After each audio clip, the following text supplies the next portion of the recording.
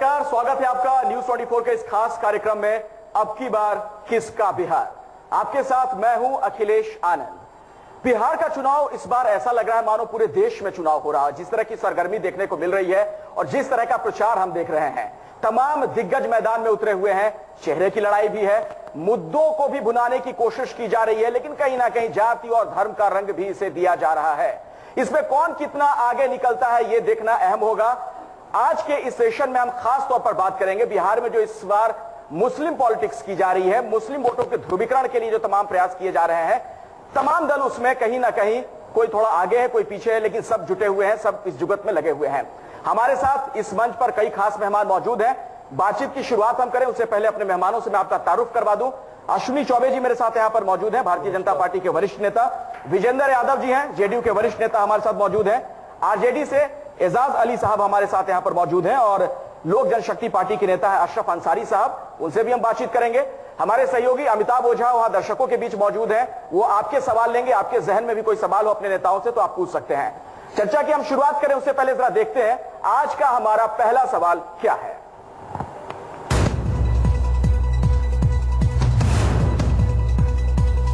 क्या भड़काऊ बयान देकर बिहार के वोटर को हिंदू मुसलमान में बांटने की कोशिश हो रही है? अश्विनी चौबे जी, आप तो इशारा समझ ही गए होंगे, आप ही की तरफ है। क्या ध्रुवीकरण का प्रयास किया जा रहा है?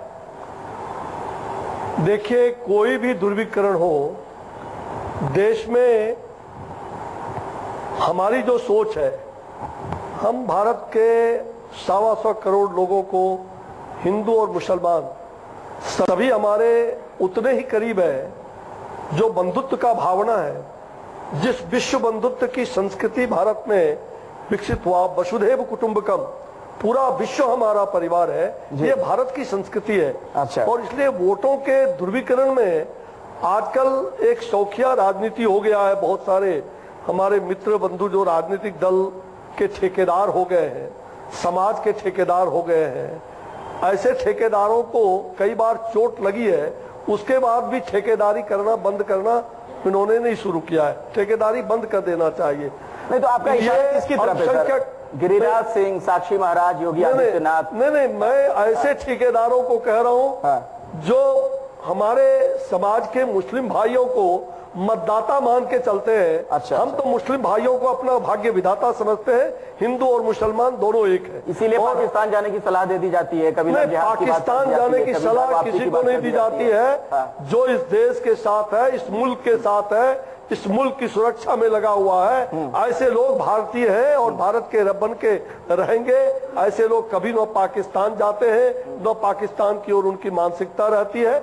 कुछ लोग अगर गलत मानसिकता से हैं तो ऐसे लोगों के बारे में कुछ कहना अलग बात है, लेकिन ऐसी कोई बात नहीं। अच्छा, ऐसी कोई बात नहीं। विजेंद्र यादव जी तो प्यार मोहब्बत की इतनी बातें कर रहे हैं अश्विनी चौबे जी, तो क्या आप लोग इसको फिर रंग दे रहे हैं? देखिए, हम लोगों का ये पुरातन देश है। हिंदू संस्कृति की ये पुरानी आदतें रही कि हम लोग बोली में बड़े ही मधुर और मीठी बात करते हैं और आचरण में ठीक इसके विपरीत हैं।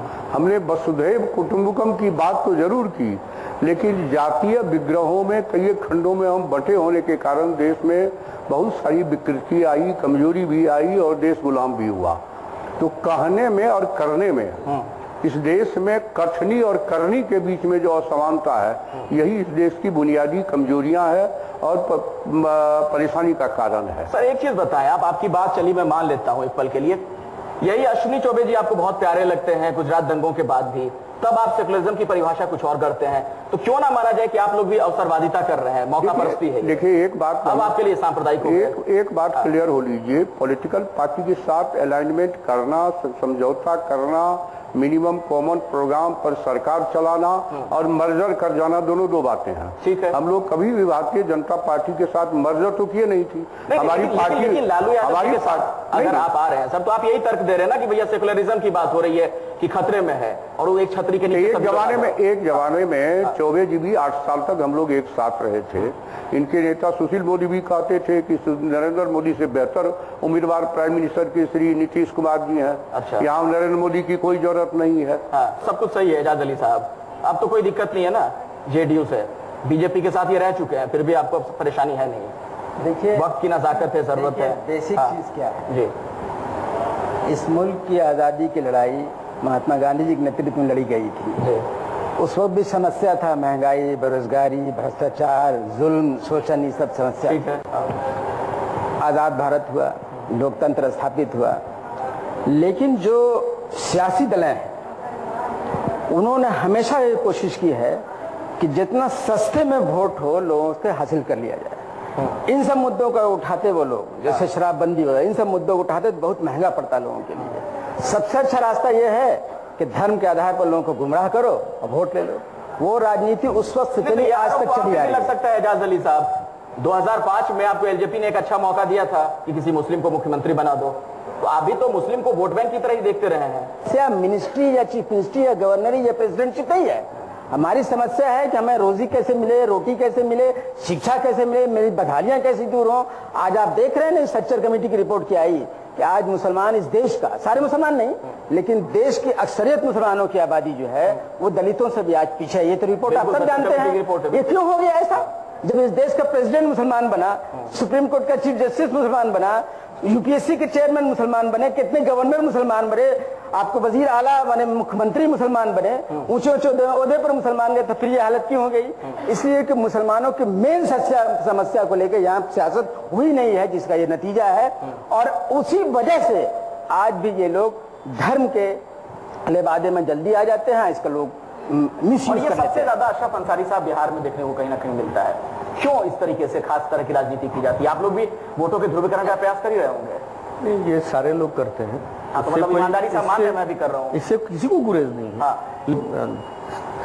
नेशनल प्रेसिडेंट है रामविलास पासवान जी, वो उस वक्त उनको एक मौका था। आप कहेंगे अगर उसको तरह की स्थिति बनती है, मैं वही कंप्लीट कर रहा हूँ कि उस वक्त मौका था और हमारे पास वो ताकत थी, हम बना सकने के स्थिति में थे। ठीक है, तो हमने कहा कि भाई कोई भी मुस्लिम चीफ मिनिस्टर हो जाए। आज हम उस पोजीशन में नहीं हैं। कल अगर फिर हम होंगे तो हमने कभी मुस्लिम सियासत हमने छोड़ी नहीं है। और रामविलास पासवान को किसी के सर्टिफिकेट की जरूरत नहीं है। हिस्सा देने की जब बात आती है तो होता कि नहीं अगर मुस्लिम को चीफ मिनिस्टर बनाना है तो नऊ नहीं बनेगी, राबड़ी देवी जी बनेंगी या नीतीश कुमार जी बनेंगे। अभी तुरंत प्रेजेंट में मौका आया था कि किसी माइनॉरिटी को डिप्टी सीएम बनाने की बात हुई तो ना हम सरकारें में नहीं रहेंगे, बाहर रहेंगे। तो सिर्फ वोट लेना, हिस्सा न देना, तो ये लोग चाहते हैं कि पालकी पे हम बैठे उठाए मुसलमान। देखिए इसका जवाब एक बात मैं बीच में इंटरफेयर करना चाह रहा हूँ। दुनिया के पैमाने पर अगर आप देखेंगे तो किसी कौम के या किसी व्यक्ति के मुख्यमंत्री, प्रधानमंत्री और राष्ट्रपति बन जाने से उसकी जिंदगी बदलेगी, ये दुनिया में हुआ नहीं है। अगर आप गौर से देखेंगे तो दुनिया में कई तरह के एनोमेली है। जैसे यूरोप में आप देखें या अमेरिका जैसे बड़े देशों में भी तो काले गोरे का एक बड़ा भारी मतभेद है। अभी वहाँ के काले 10 साल से अभी प्रेसिडेंट हैं, 9 साल हो गए हैं, 1 साल और है, तो क्या काले की जिंदगी बदल गई? शासन में इतने वक्त रहे बिहार में, क्यों नहीं किया फिर आप? तो शासन में रहे तो हमारी प्रगति भी देख लीजिए, पिछले 10 सालों में कितना साक्षरता का दर बढ़ा। ये एक दिन का क्रम नहीं है, ये कालखंड में 25 साल से नहीं, एक कालखंड का 25 साल से 25 साल के भी आंकड़े देखिए तो बढ़ोतरी हुई है। ऐसा नहीं हुआ है, ऐसा नहीं हुआ है। लेकिन अन्य राज्यों ने जितना किया उस मामले में हमारा राज्य पीछे रहा, इसको इनकार नहीं। सर बढ़ोतरी किस मामले में हुआ? एक सेकंड, देश की आजादी लगभग 67-68 साल हो गए। ये पता नहीं, ये जो महागठबंधन है, अगर आजादी का 68 साल हुआ और 8-9 साल छोड़ दीजिए बीच में कुछ मतलब कांग्रेस के विरुद्ध कुछ सरकारें केंद्र में थी, लेकिन अधिकांश समय कांग्रेस के लोग थे और आज ये कांग्रेस से दोस्ती किया, इन्होंने हाथ मिलाया। ये दोस्त किसका? ये जो भारत के अंदर आज भी अल्पसंख्यक वर्ग के लोग या आम लोग, गरीब लोग, पिछड़े, अति पिछड़े, दलित, महादलित जो आज परिभाषित किए जा रहे हैं, इसका परिणाम क्यों ऐसा रहा, उसके कारण क्या है? तो निश्चित रूप से पूर्ववर्ती सरकारों ने इसका खामियाजा पूरे देश के लोगों को, जिस प्रकार से ये लोग कह रहे हैं, एक तरफ हाथ भी दोस्ती का बड़ा है और ठीक कहा इन्होंने कि 15 साल का वो शासन अभी तक भूला नहीं है बिहार वालों ने, और 10 साल का शासन उसमें 8 साल, 7.5 साल। अंसारी जी ने क्या बात कही? उन्होंने कहा कि सबका साथ सबका विकास जो नारा है इसे बुलंद करने से काम नहीं चलेगा, उसे अमली जामा भी पहना। अमली जामा पहनाने की बात है। हमारी सरकार बखूबी उसको अमली जामा पहना रही है और पहली बार हिंदुस्तान के अंदर आपकी पहली बार हिंदुस्तान के अंदर आपके सहयोगी संगठन है, कुछ सांसद हैं, मुस्लिम भाइयों को प्रयोजन इसमें पहली बार ये लग रहा है कि भारत में श्री नरेंद्र मोदी जी की सरकार, भाजपा की सरकार, वो मुसलमान भाइयों के लिए हर प्रकार की सुख सुविधाओं का ध्यान भी रख रही है। हम जहां तक उनके शिक्षण की बात है, उनके रोजगार की बात है, अच्छा। आज रोजगार परक में बल परक अगर बनाएंगे तो ऐसे लोगों को जो अशिक्षित है उनको शिक्षा देना, तो रोजगार का राम मंदिर से क्या लेना देना है सर? राम मंदिर के मसले से क्यों संघ की जो समन्वय बैठक होती है जहां बीजेपी के लोग होते हैं, क्यों यह मसला छेड़ दिया जाता है? देखिए, कोई मसला नहीं छेड़ा जाता है। मसला बिहार में चुनाव है, टाइमिंग नहीं जा रहा है, चुनाव के सामने समय नहीं है, भारत की संस्कृति है। अच्छा, हजारों आपकी संस्कृति, लाखों साल की पुरानी संस्कृति है, उसको कोई भारतीय इग्नोर नहीं कर सकता। और भारत के मुसलमान, वो राष्ट्रवादी मुसलमान जो है, निश्चित रूप से भारत के मुसलमान इसे कभी इग्नोर नहीं करते। ये राजद भाई और जदयू, ये तीनों जो पिछलग्गू है, ये महागठबंधन बना के पता नहीं जनता को ठगने निकले हैं।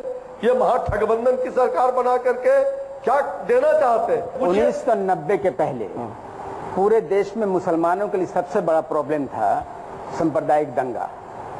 लालू यादव आए, उन्होंने एक संदेश दिया कि अगर राज्य का मुख्यमंत्री चाहे या देश का प्रधानमंत्री चाहे तभी दंगा हो सकता है, नहीं तो दंगा नहीं हो सकता। ये संदेश दिया उन्होंने। नीतीश कुमार साहब का रेजिम आया, इन्होंने मुसलमानों के सबों के साथ, ऐसा नहीं सिर्फ सबों के साथ मुसलमानों की जो बुनियादी समस्या है जैसे शिक्षा, तो तालीमी मरकज का इन्होंने इंतजाम किया। ये आपको मानना होगा। हम तो यही चाहते हैं कि देश में कोई भी पार्टी हो और हमारी बुनियादी समस्याओं की तरफ देखो। ऐसा नहीं कि आप मुंह पर गंगा की बात कीजिए और जमीन पर दंगा की बात कीजिए। चलिए मैं उसको मान लूं, लेकिन एजाज साहब, सहूलियत की राजनीति आप लोग बहुत करते हैं। नहीं, और एक तरीके से मुस्लिम वोटों की भी ठेकेदारी हुई। नहीं, आपको इस बात को लेकर कोई आपत्ति नहीं होती है कि नीतीश कुमार गुजरात दंगों के बाद भी साथ में रहे बीजेपी के, उसको लेकर आपको कोई दिक्कत नहीं है? नहीं, प्रॉब्लम देखिए, प्रॉब्लम वहां पर नहीं, प्रॉब्लम यहाँ पर देखिए, जो प्रॉब्लम है प्रॉब्लम यहाँ पर यह कि अस्तित्व की लड़ाई है, सब साथ आ जाओ। नहीं, वो भी चीज नहीं है यहाँ प्रॉब्लम यह है कि कहीं ना कहीं पर हमारा डायमेंशन चेंज हुआ है। जो हम एक ही मसले में फंसे हुए थे पूरे देश में, वो डायमेंशन में चेंज हुआ। हम मेरे भी शिक्षा, रोजी रोटी का लोगों को ख्याल आया है। नीतीश कुमार साहब ने शिक्षा का इंतजाम किया प्राइमरी लेवल पर। आज जैसे 4 मेडिकल कॉलेज खोल दो और इंजीनियरिंग कॉलेज खोल, वो मसला हमारा नहीं है। हमारा ये है कि हमारे लोगों को कोखो गोगो और ABCD और अलिफ बे ते से कैसे पढ़ने आ जाए, ये चीज है। दूसरा, उन्होंने हुनर का मौका दिया, ये दिया। तीसरा है कि गांव-गांव में जो है मिड डे मील के जरिए उन्होंने शिक्षा की तरफ हमारा भी रुझान बढ़ाया, जो हम लॉस कर चुके थे। तो ये बातें हुई हैं। हम तो यही चाहते हैं कि देश में कोई भी पार्टी हो और हमारी बुनियादी समस्याओं की तरफ देखो। ऐसा नहीं कि आप मुंह पर गंगा की बात कीजिए और जमीन पर दंगा की बात कीजिए, ये नहीं होना चाहिए। इनके तरफ से देखा जाए। आप क्यों नहीं देते थे? मुख्यमंत्री को वोट देते? अगर मुसलमान भाई एक बार पूछते उनसे, अरे इनको पूछिए कि दंगा किसने बिहार में करवाया? सर जरा सा हमको किसने दंगा कराया? भागलपुर का दंगा में कौन कौन गुनाहगार है? एक बात बताइए, नहीं, हिंदुस्तान के अंदर जो भी दंगे हुए, एक बार दंगे में कौन लोग हैं? चौबे और कौन लोग उसके शिरकत कर रहे हैं? एक मिनट सुन लीजिए अभिजेंद्र जी को। चौबे जी ने एक बात कहा थोड़ा हमको कि कांग्रेस पार्टी लंबे समय तक हुकूमत में रही, सारी बुराइयों की जड़ वो है, उसके साथ ये लोग पिछलग्गू बन गए हैं। इस शब्दों का इस्तेमाल इन्होंने किया। एक वक्त था कि कांग्रेस ही अकेली पार्टी थी जिसने आजादी के आंदोलन का नेतृत्व किया और आजादी मुल्क में आई। इन लोगों का आता पता नहीं था, कोई पार्टियां नहीं थी, बल्कि Bharatiya Janata party, communist party आजादी आंदोलन के समर्थकों में से नहीं थी, ये इतिहास बताता। लेकिन मैं वो नहीं कर रहा हूं। मैं एक बात कह रहा हूं कि एक जवाब वक्त था कि अमेरिका के बड़े बड़े होटलों में ये लिखे रहते थे कि काला आदमी और काला कुत्ता का प्रवेश निषेध। आज वक्त ने बदलाव लिया और वहां काला आदमी ही वहां का प्रेसिडेंट हुआ है। वक्त के क्रम के अनुसार पार्टियों के नेतृत्व में अच्छाई और बुराई आती है।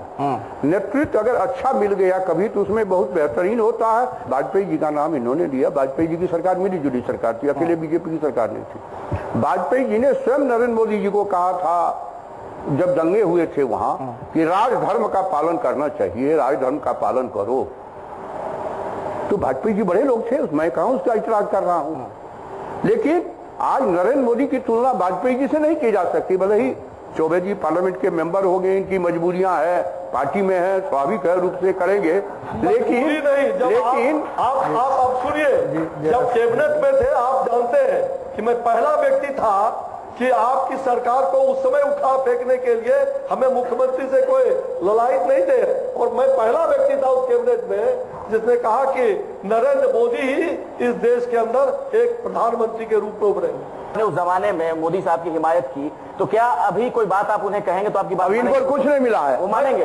सुनिए, मैं कुछ कहूंगा, मैं राष्ट्रहित की बात करने वाला आदमी हूं। तो राष्ट्रहित में क्यों नहीं कहते हैं उन्हें कि आप आबू धाबी में तो चले जाते हैं मस्जिद में, किशनगंज में क्यों नहीं चले जाते आकर? नहीं, वो आबू धाबू में गए तो देश के लिए गए और देश को अंतर्राष्ट्रीय। तो किशनगंज कहाँ पे है? बिहार कहाँ है? तो देश का नाम रोशन किया, जरूरत पड़ेगा सभी जगह जाने के लिए तैयार रहेंगे। नरेंद्र मोदी को जाएंगे किशनगंज में, जाएंगे मस्जिद, और किसी से शिक्षा लेने की जरूरत नहीं। चौबे जी, दुर्भाग्य चौबे जी का है कि नरेंद्र मोदी जी का जय जयकार सबसे पहले इन्होंने किया, और रामकृपाल जी मंत्री हो गए, एमपी है। नहीं, ये तो अच्छी बात है, ये अच्छी बात है। आप जीते रहे हैं, अभी तो आप जीत रहे हैं। देश में आपका वजूद हुआ है भाजपा, देश में वजूद हुई है भाजपा से। देश आप लालू यादव जी पहली बार सरकार में आए, भाजपा के समर्थन से आए, आपका वजूद भाजपा से। आपको सवाल दर्शकों के ले लेते हैं जो हमारे साथ यहाँ पर। एक बात सुन लिया जाए इनकी बात पे। छोटे में हम ये कहना चाह रहे थे कि मस्जिदों में या खानकाहों में जाने से बेहतर है कि कोई भी प्रधानमंत्री या मुख्यमंत्री मुसलमानों की बस्तियों में जाके देखे कि उनके यहाँ क्या बदहाली है और उसको हल करने की कोशिश करे, तभी मुसलमानों के बीच वो आ सकता है। बड़े अदब से जरा सा मैं जहाँ साहब से बिल्कुल छोटे में कुछ सवाल, एक सेकंड सिर्फ 1 मिनट का सवाल। आपने कहा कि 90 के पहले मुसलमान डरा हुआ रहता था दंगे की वजह से, 90 के बाद लालू यादव जी आए और उसके बाद उन्होंने मैसेज दिया कि अगर मुख्यमंत्री चाहे तो दंगा नहीं हो सकता है। तो क्या 90 के बाद बिहार में दंगे नहीं हुए हैं क्या? और आपने कहा कि नीतीश कुमार जी आए तो उन्होंने बुनियादी सवाल को उठाया। आप भी दिल पे हाथ रख के जरा बोलिए तो कि तालीमी मरकज और हुनर का क्या पोजीशन है, और आज आप कह रहे हैं मदरसे के टीचर जो है कितनी बेरहमी से पीटे गए हैं एक हफ्ता पहले, तो उस वक्त नीतीश कुमार जी को अल्पसंख्यक प्रेम नहीं जागा? आप जहाँ बैठे वहाँ तो सर्टिफिकेट बांटा जाता है, क्योंकि सो कॉल्ड सेकुलरिज्म का सर्टिफिकेट तो वहीं बढ़ता है। सेकुलरिज्म और कम्युनिज्म क्या होता है जी? यहाँ तो जरूरत है सोशलिज्म का, तो है तो उस पर आइए ना, उस पर आइए। सुनिए, आप लोग के जैसे पार्टी के लोग, लोहिया जी ने कहा था कि वोट का राज का मतलब छोट का राज। आपकी जैसी पार्टी के लोगों ने वोट का राज का मतलब नोट का राज कर दिया इस देश में। ये आप सर्टिफिकेट देंगे, ये आप सर्टिफिकेट देंगे, जनता सर्टिफिकेट, आप सर्टिफिकेट देंगे। जहाँ बैठे हैं वहाँ की बात आप करेंगे, जहाँ बैठे वहाँ की बात करेंगे, वहाँ वोट की बात होती है या नोट की बात कर रहे हैं? आप वोट की, आप नोट की बात कर रहे हैं, आप लोहिया की बात कर रहे हैं, सोनिया गांधी के गोद में बैठ करके झूला झूल रहे हैं, आप लोहिया जी की बात कर रहे हैं। सोनिया गांधी क्या चीज है? आप लोहिया जी की बात कर रहे हैं। इसी ऐतिहासिक गांधी मैदान में आप सोनिया जी के हाथ तिलांजलि दे दीजिए।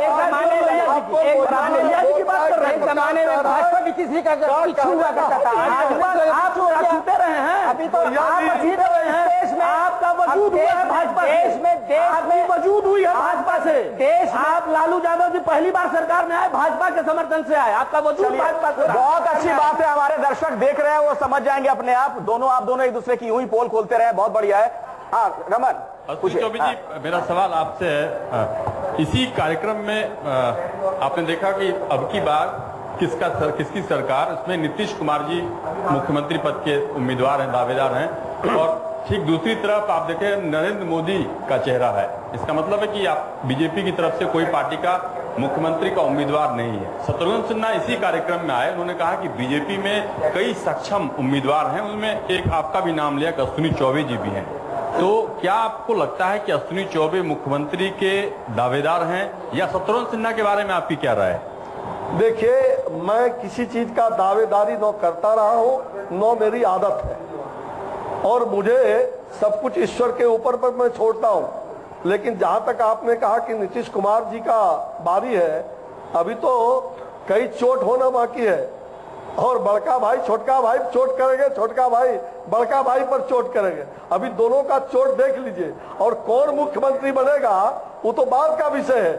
लेकिन हमारा तय है कि हमारा लोकतांत्रिक का अधिकार है, हमारे माननीय विधायक चुन के आएंगे और वो जिसको चुनेंगे वो हमारा मुख्यमंत्री होगा। पार्लियामेंट्री बोर्ड का निर्णय हमारे लिए सर्वमान्य होगा। शत्रुघ्न सिन्हा जहां साहब की बात कही, शत्रुघ्न सिन्हा एक नेक इंसान आदमी है, इसमें कहीं दो मत नहीं। पार्टी के पुराने हमारे वरिष्ठ नेता कार्यकर्ता के रूप में काम किया है। उनका कोई अपना व्यक्तिगत कोई असर होता है, उसको आगे बढ़ते हैं। सुकेश को सवाल पूछना चाह रहे हैं। इतना इनमें मुख्यमंत्री के लायक उम्मीदवार है कि वोटर ही इन लोगों को लाइक नहीं करती, इसीलिए आफत है। अरे ये तो समझ में आएगा, अभी नहीं। अच्छा, आपको तो मोदी जी नहीं होने देंगे। अरे ये तो मैं गारंटी देता हूँ बाबू, आपको लालू जी होने देंगे या नीतीश जी होने देंगे? अगर यही बात था, सबसे काबिल मंत्री ये होते थे। नहीं, हमारा नेता चुना हुआ, काबिल मंत्री थे, हमारा नेता चुना हुआ है, हमारे यहाँ कोई डिस्प्यूट नहीं है। सवाल मेरा अश्विनी चौबे जी से एक साथ हम लोग आए, पोल मत खुलवे और पोल खोलेंगे आप। अश्विनी जी एक सवाल है मेरा। 2 साल पहले की बात है, सुशील मोदी जी का एक बयान था कि टोपी भी पहनना चाहिए और तिलक भी लगाना चाहिए। आपको लगता है कि नरेंद्र मोदी को भी टोपी भी पहननी चाहिए और तिलक भी लगाना चाहिए? बड़ा सिंपल सवाल है, हाँ ना में जवाब दीजिएगा, इसको घुमाइएगा नहीं। क्या पहला सवाल था आपका? सुशील मोदी जी ने बयान दिया था जिस समय आप गठबंधन के हिस्सा थे, नीतीश कुमार के साथ थे, कि टोपी भी लगानी चाहिए और तिलक भी लगाना चाहिए, परहेज नहीं होनी चाहिए किसी चीज से। टोपी पहनने से इनकार कर दिया था नरेंद्र मोदी जी ने। पहनाव और ओढ़ाव से कोई चीज नहीं होता है, दिल से होता है। हम पहने कुछ ओढ़े कुछ, इस पर नहीं जाना चाहिए। और किसने क्या कहा था ये बात छोड़ दीजिए, मन की बात करिए, हृदय में जो अच्छा लगे वही काम करिए। आजकल इन लोगों को मन की बात ज्यादा पसंद है, दिल की बात नहीं। इस सेशन में हमारा अगला क्या सवाल है, उस पर हम चलते हैं, देखते हैं क्या अगला सवाल। दिल की बात कीजिए। चलिए, जनता के दिल में क्या अगला सवाल? एक सवाल है मेरा विजेंद्र जी से। एक मिनट, उस पर मैं आऊंगा, बाद में आऊंगा। थोड़ा अगला सवाल देख लेते हैं हम लोग क्या पूछ रहे हैं। हाँ,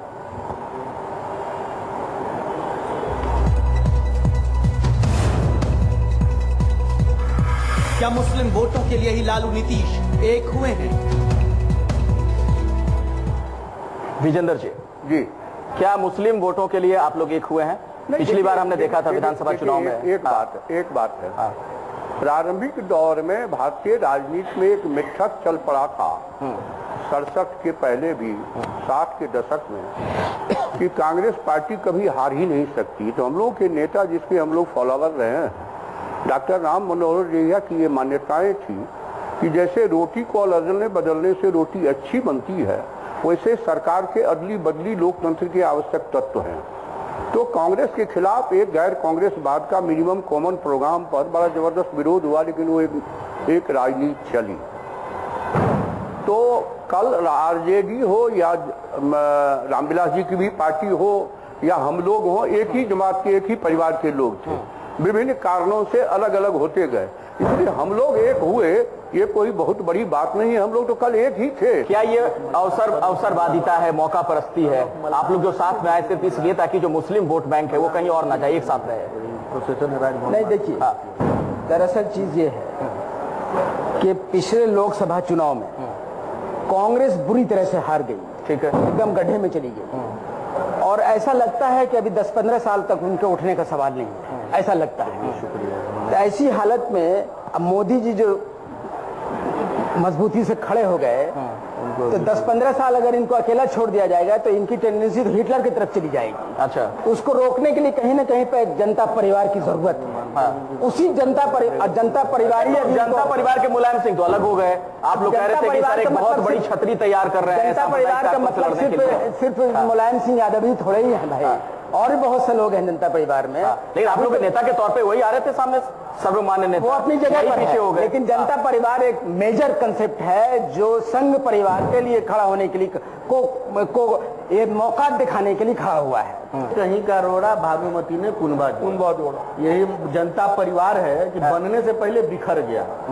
आज देवेगौड़ा जी का पता नहीं है, शरद पवार जी निकल लिए, मुलायम सिंह जी जो वही नेता थे और यहाँ के जो दोनों माननीय नेता लोग थे, उन लोगों के झगड़े का विवाद का सुलझाते थे, वो भी कल अपने टाटा बाय बाय करके निकल लिए। तो लोग मिले, हमें वो ठीक अभी आप लोग मिले ही हैं तो आप लोग 75 मरतबा प्राइम मिनिस्टर पसीना पोंछते हैं। हम तो यही कहेंगे नहीं, इब्तिदाई इश्क है, पसीना पोंछता है क्या? अभी देख आगे आगे होता है क्या? दिल को बहलाने के लिए गालिब ये ख्याल अच्छा है। तो देखिए आप दिल को बहलाने के लिए गालिब ये ख्याल अच्छा है। पसीना पोंछते हैं आपका पसीना निकालने के लिए, जनता परिवार को पसीना पोंछते हैं आपका पसीना निकालने के लिए। इन्होंने कहा नरेंद्र भाई मोदी के बारे में जो सब इन्होंने कहा, इनको मालूम नहीं कि नरेंद्र मोदी वो शेर है जो गरजता है तो ये दोनों आदमी डर करके पीछे हट जाते हैं और डर से एक गठबंधन तैयार करने लगते हैं। मोदी जी की आपको हम बता देना चाहते हैं, आप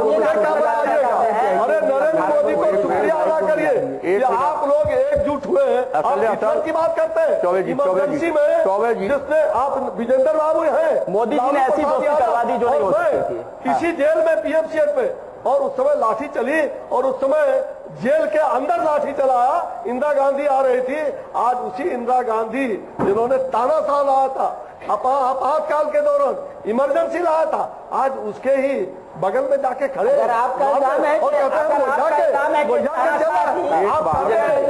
विषय की तरफ लौटते हैं, का बेटा आपको नसीब हो। विषय की तरफ लौटते हैं वापस। आप बोल के बात करो। एक बात देखिए, राजनीति में जैसे अभी ये कह रहे हैं, अब आप देखिए कि एक वोट से वाजपेयी जी की सरकार गई थी, रामविलास जी ने वोट नहीं दिया था, आज उनके साथ हैं। कल लालू जी ने के साथ थे, आज यहाँ हो गए। तो मैंने जैसा कहा, दत्त कथा में हम पढ़ना नहीं चाहते, अनावश्यक ईर्ष्या द्वेष की बात नहीं। राजनीति में मैंने पहले ही कहा कि परम्यूटेशन और कॉम्बिनेशन होते रहते हैं। दल अपने अनुसार, अपनी वस्तु स्थिति के अनुसार अपने निर्णय को लेती है कि किसके साथ गठबंधन होगा, किसके साथ नहीं होगा।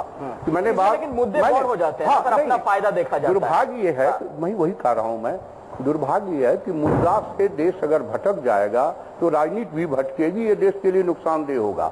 मुद्दा आधारित राजनीति होना चाहिए। तो जो हमारे फॉर फादरों ने शहादत दे के आजादी के आंदोलन में और ये व्रत लिया कि ये देश सेकुलर होगा, धर्म हिंदू मुस्लिम सिख ईसाई हम सब है भाई भाई, ये अक्षुण रहे, ये अक्षुण रहे, नहीं तो देश का फिर बंटवारा होगा। लेकिन इसको जो भी मुताबिक क्यों करते हैं? इसको जो कभी कोई आपको सांप्रदायिक लगता है, नहीं, कभी नहीं लगता है, अब है व्यक्ति पर निर्भर करता है। वाजपेयी जी कल फ्लेक्सिबल आदमी थे, अच्छा, हम आज भी मानते हैं। हम लोगों ने क्या कहा, हमने क्या कहा, नरेंद्र मोदी को छोड़ के किसी को नेता मानिए, एनडीए में हम बरकरार रहेंगे। उस इन सियासी दलों ने जो 1990 के पहले दल थे, ये दंगा को हमेशा वोट लेने का एक तरीका बना दिया था इन लोगों ने। दंगे होते नहीं है, यहाँ के हिंदू मुसलमान दंगे नहीं चाहते हैं, दंगा राजनीति पर्पज से कराया जाता है इस देश में।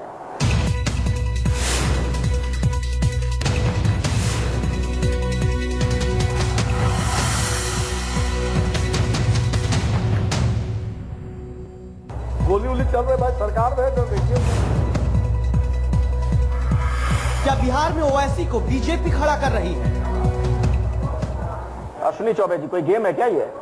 ओवैसी साहब जो यहाँ प्रचार कर रहे हैं, कहा जा रहा है कि आप लोगों ने उनको वोट कटवा के तौर पर यहाँ पे लॉन्च। अरे भाई, अब ओवैसी साहब क्या कर रहे हैं मुझे मालूम नहीं। दिग्विजय सिंह ने भी ये बात कही, और दिग्विजय सिंह क्या कर रहे हैं, कह रहे हैं, वो भी मालूम नहीं। हमें मालूम है कि हम क्या कर रहे हैं, वो बात जनता को अपील कर रही है। क्या कर रहे हैं अपने भी इनको मालूम, जो लोग करने का काम कर रहे हैं उसको करने दीजिए, जो कुछ करता है। जनता देख रही है सब नाटक। बहुत शानदार रैली की उन्होंने, जनता ने नाटक जो अब उन्होंने क्या किया नहीं किया, वो उनका क्या एम है, क्या ऑब्जेक्ट है, वो जानेंगे। क्या है, आपको क्या लगता है? अभी तो नहीं लगता माहिर खिलाड़ी हैं सियासत। देखिए, हमें लग रहा है कि यहाँ के मुसलमान सभी बिहार में जान चुके हैं कि इन्होंने क्या किया और इन्होंने क्या किया। और इस बार मुसलमान, तो आपने एक विकल्प के तौर पे उन्हें दिया, वैसी इस बार मुसलमान किसी के कल्प में नहीं आने वाला है। भारतीय जनता पार्टी को मुसलमानों ने अपना समझ करके इस बार मुसलमान भी हमारे साथ में बड़ी संख्या में आ रहे हैं। अच्छा, कुछ गोलबंदी है, बड़ी दिक्कत हो जाएगी फिर तो। बढ़िया गोलबंदी होगा, आप चिंता मत करिएगा। जो रहनुमा है उनको दिक्कत होगी, जो लोग ठेकेदार हैं मुसलमानों के वोट। मतलब आप खुश हैं इससे? अगर वैसे अगर बढ़ते हैं बिहार में तो आपका ही फायदा है, आपके गठबंधन का फायदा। नाराज है क्योंकि उनके आने से हमको कोई असर पड़ने वाला नहीं। माइनॉरिटी जो है जो डिसाइड कर चुका है। बता रहा हूँ, सबसे ज्यादा माइनॉरिटी का पॉपुलेशन पूर्वी बिहार में है। गौर करिए, इनके 5 सीटिंग सीट थे पूर्वी बिहार में पुराने जमाने में। अररिया में इनके सीटिंग एमपी थे, पूर्णिया में थे, कटिहार में थे, भागलपुर में थे और बांका में भी थे। पांचों का पांचों सीट जो क्लाइमेक्स था पार्लियामेंट का इलेक्शन, पांचों का पांचों सीट ही खो चुके, नहीं मैं कहूँगा। नहीं, लेकिन सीमांचल का जो इलाका है एजाज अली साहब, वहाँ क्या होगा इस बार? बताया जा रहा है कि इस बार ओवैसी फैक्टर है। देखिए, जिसको आप लोग अपना गढ़ मान के चल रहे हैं। चीज क्या है, मुल्क में 2 तरह के मुसलमान हैं। एक नकिया मुसलमान है जो नाक की लड़ाई लड़ते हैं हमेशा, और दूसरा हकिया मुसलमान जो अपने हक की लड़ाई लड़ रहा है। अच्छा, ये नकिया मुसलमान 1906 से जो रिकॉर्ड कायम कीन है, तो पूरे मुल्क में घूम घूम कर हिस्सेदारी का डिमांड इस तरह से करो कि वोट का मजहब की बुनियाद पर पोलराइजेशन होता चला जाए। और इसमें जाने अनजाने में इन लोगों ने संघ परिवार की मदद की है। कोई काम अभी भी वैसे कर रहे हैं, लेकिन हिंदुस्तान का मेजोरिटी मुसलमान है। जो सच्चर कमेटी की रिपोर्ट जिसके लिए आई है वो अब समझता है को कौन सा फिर मानते हैं आप चूंकि मुसलमानों को भी अब 2 भाग में बांट रहे हैं, तो आपको क्या लगता है असदुद्दीन ओवैसी क्या है? असदुद्दीन ओवैसी का न यहाँ कोई असर होगा न महाराष्ट्र में कोई असर नहीं होगा। चलिए फटाफट 1-2 सवाल और ले लेते हैं कार्यक्रम खत्म करने वाले। हाँ, अंसारी जी से पूछना था जी, इन्होंने कहा कि लालू यादव के समय में धर्मनिरपेक्षता थी, मतलब मुसलमानों का डर खत्म हो गया था। तो मैं जरूर कहना चाहूंगी कि उन्होंने कोई भेदभाव नहीं किया, हिंदू और मुसलमान को समान नजर से देखा, क्योंकि सभी में समान डर था, सभी डरते थे उस समय। तो क्या वैसी ही धर्मनिरपेक्षता होगी क्या आगे भी? एजाज अली साहब, आप ही सवाल। देखिए, ये जो समस्या था दंगे फसाद का, असर तो उस पर सबका होता है, लेकिन इन सियासी दलों ने जो 1990 के पहले दल थे, ये दंगा को हमेशा वोट लेने का एक तरीका बना दिया था इन लोगों ने। दंगे होते नहीं है, यहाँ के हिंदू मुसलमान दंगा नहीं चाहते हैं, दंगा राजनीति पर्पज से कराया जाता है इस देश में, तो उसी की वजह से लोग खौफजदा रहते थे। लालू यादव ने उसमें एक ब्रेक डाला जिसका पूरे देश में संदेश किया। आप उसके बाद से देश की बिल्कुल छोटे में सिर्फ एक सेकंड में जैसे अब जो बोले आप कि बार बार कि 90 के पहले दंगे होते थे, तो 90 के पहले तो सरकार में कांग्रेस थी अधिकतर टाइम। तो जब कांग्रेस थी तो आज फिर किस परिस्थिति में आप कांग्रेस के पास चले? चलिए आखिरी सवाल। हाँ, ये चीज, ये आपका दंग लगा सवाल ले लेते हैं। मतलब हमारा सवाल है तो दंग लगा हुआ है और आपका तो बहुत नुकीला धारदार है। आपका धारदार सर्टिफिकेट। आखिरी सवाल डायमेंशन हम पूछ रहे हैं। सवाल अश्विनी चौबे जी से है। ये जो भारतीय राष्ट्रवाद है, इसमें अनेक पहचाने, अनेक अस्मिताएं, विविध संस्कृतियां अंतर्विष्ट हैं। आपकी पार्टी का भी अभी नारा है एक, सबका साथ सबका विकास। आपके सबका विकास वाले पर अभी उपराष्ट्रपति साहब ने कई सवाल खड़े किए। रही बात सबका साथ का, तो दूसरी तरफ आप लोग जो है भारतीय राष्ट्रवाद को किसी धर्म पंथ से जोड़ते हैं। चलिए, तो आपके राष्ट्रवाद की परिभाषा क्या है और इसमें क्या सबका साथ है? देखिए, बहुत अच्छा सवाल आपने किया है। सबका साथ सबका विकास, किसने क्या कहा, हमें राष्ट्रपति ने क्या कहा, उपराष्ट्रपति जी ने क्या कहा, उसकी चिंता नहीं है। हमें देश क्या कह रहा है, देश के 125 करोड़ लोग क्या कह रहे हैं।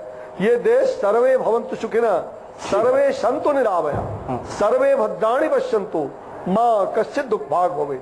सभी सुखी हो, हम ये चाहते हैं, हमारी सोच वही है। सभी सुखी हो, सभी आरोग्य रहे, सभी भद्र हो और सभी आप लोगों ने पीड़ित मानवता की सेवा में आगे बढ़ चढ़ के हिस्सा ले, यही हमारी सोच है। चलिए, जो हमारी संस्कृति है यहाँ पर अपनी उसी को हम जमीन पर उतारते हैं। जी, जनता तय करेगी। बहुत जल्द वोट पड़ेंगे, पता चल जाएगा। समय नहीं हमारे पास, प्रोग्राम हमें ही खत्म करना पड़ेगा। हमने अब हमारे पास वक्त नहीं है, कभी और सवाल पूछ लीजिएगा। बहुत बहुत शुक्रिया जी सर, वक्त नहीं है, किसी और सेशन में आप और सवाल पूछ लीजिएगा। हाँ, बहुत बहुत शुक्रिया आप तमाम मेहमानों का इस चर्चा में शिरकत करने के लिए। सर वक्त नहीं है, कभी और सवाल पूछ लीजिएगा। क्या कहे, उन्हें मालूम, कुछ और मुझे नहीं मालूम। हाँ, चलिए। बहुत बहुत शुक्रिया अश्विनी जी, बहुत बहुत धन्यवाद आप तमाम लोगों का आज की चर्चा में शिरकत करने के लिए। अपने दर्शकों को हम बता दें कि अब की बार किसका बिहार जो हमारा खास कार्यक्रम है, इसमें कुछ और दिग्गजों से आपकी मुलाकात होगी। फिलहाल एक छोटा सा ब्रेक, देखते रहिए News 24।